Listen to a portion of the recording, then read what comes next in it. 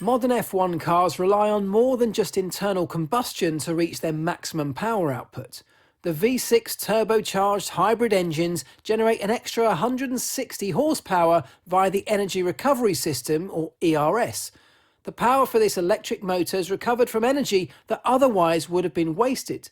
The MGU-K recovers energy from the engine when it's off throttle, and the MGU-H takes it from the turbo.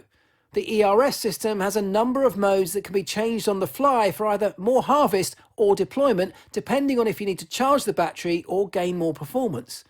Each lap you can only harvest and deploy a limited amount of energy. This remaining value is visible on the MFD. This system will also degrade with use, so as your energy store degrades, the battery capacity will decrease. Additionally, as the MGU-K wears, the rate you can harvest energy is slowed. The multifunction display, or MFD, is a vital tool to give drivers control over their cars and make important information visible during the race. It's possible to cycle through the screens on the MFD to access car settings such as brake bias or the tyres to be fitted at the next pit stop, as well as car condition, component temperatures and race strategy information. When speaking to me through the radio, the MFD is also the place where you'll be able to view and select your available commands, and I'll tell you to take a look at it from time to time.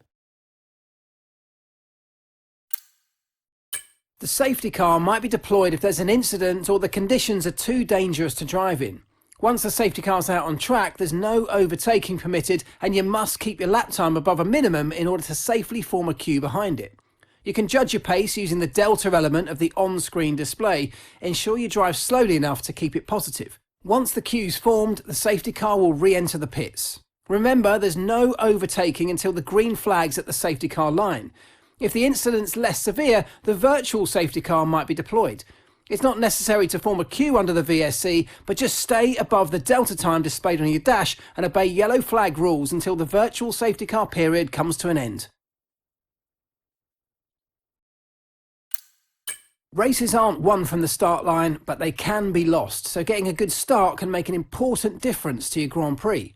As the lights come on, engage the clutch by holding the gear up button, then feed in the throttle to build the revs. When the lights go out, release the clutch and it's away we go.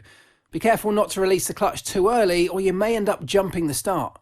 If your RPM's too low when you drop the clutch, your car might go into anti-stall.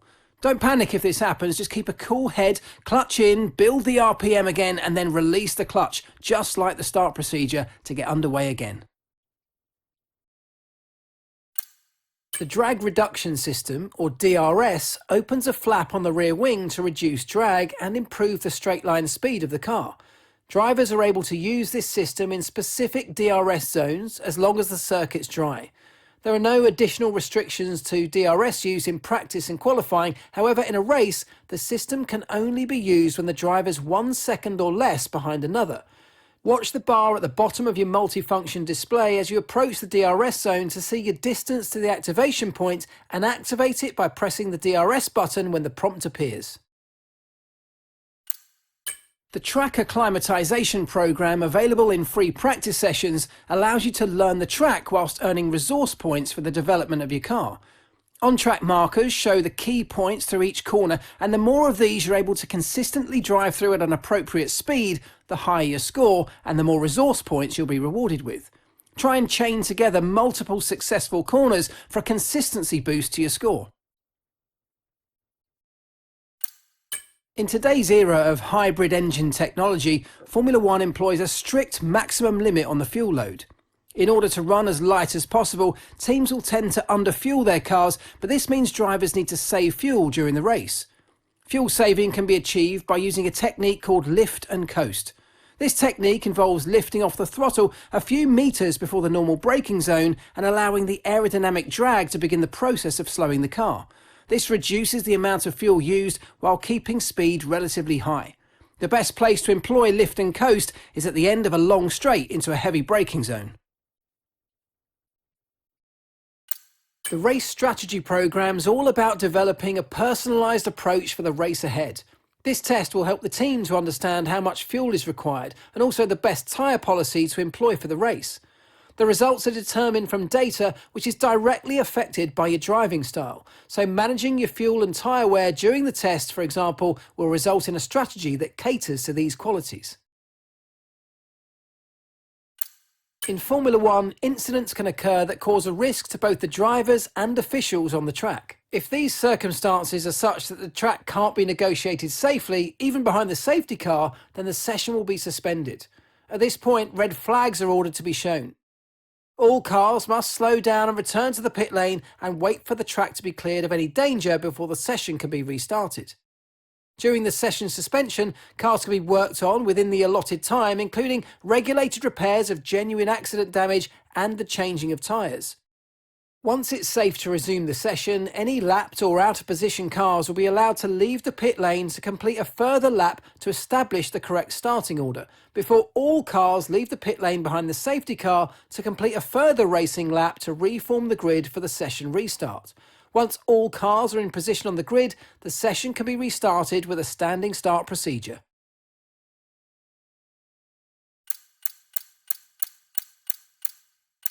Over the course of the Formula One season, each driver's limited in the number of power unit and gearbox components they can use. Exceeding these limitations will result in grid penalties. Your available power unit components can be managed on the vehicle management screen, and this is also where you can manage your gearbox. Consistency over a long distance is vital in Formula One, so being able to manage tyres and reduce tyre wear is a useful skill. The tyre management programme, available in free practice sessions, will help you to learn tyre management whilst earning resource points for development of your car. Be careful on the controls to reduce the amount of tyre slip and therefore wear. The better you can do this, the higher you'll score and the more resource points you'll receive. You'll need to balance tyre management with speed, as you must stay under the target lap time. When the on-screen dot moves towards the red zone, that means you're wearing your tyres more than expected at this part of the lap. If it stays in the green or purple zones, you're wearing them less, so try and stay in those areas for a successful test.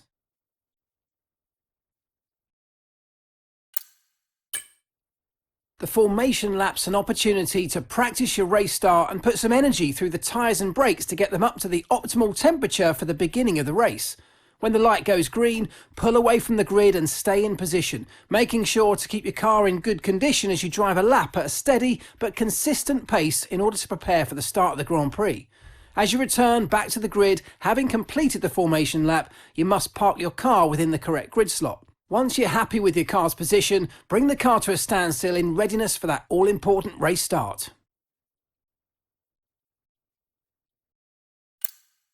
Managing your turn into the pit box is essential in helping you and your pit crew achieve the fastest pit stop time possible. Believe me, I've been there and I know how annoying it is when you get it wrong. Get the timing wrong and this can cause you to add considerable time to your stop, meaning a crucial time advantage could be given to your opponents out on track. In the unforgiving world of Formula One, free practice sessions are a vital part of any Grand Prix weekend.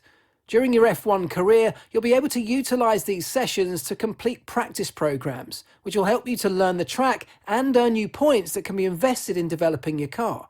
You'll also be able to adjust your car setup over the course of these sessions to try and find those extra fractions of a second. The sporting regulations dictate that after each free practice session, you'll have to hand back 2 sets of your dry tyre allocation for the weekend, so get the most out of them while you can. Tyre selection's a critical issue in Formula One, and the current tyre regulations give individual drivers more freedom than ever. Pirelli allow 13 sets of dry tyres and 7 sets of wets for a full race weekend, so you need to be careful to make your allocation last the distance. From the dry sets, 3 are pre-selected by Pirelli and marked as mandatory for Q3 in the race, but drivers can adjust their allocation for the other 10 sets from the 3 available compounds. Just remember, during the Grand Prix, every driver must use one of Pirelli's mandatory sets plus 1 set of tyres from a different compound. The qualifying pace programme, available in free practice sessions, challenges you to beat a target time that corresponds to an expected position on the starting grid. Complete a flat-out lap on the fastest tyre compound to set the best time you can, and you'll earn resource points for hitting your target. Sprints are a shorter race session at around 1/3 distance of a standard feature race. Drivers are not required to pit during a sprint for a change of tyres, though they are able to do so.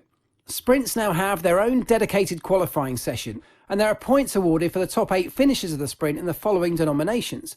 First place awards 8 points, second place awards 7 points, third place awards 6 points, all the way down to 8th place with a single point.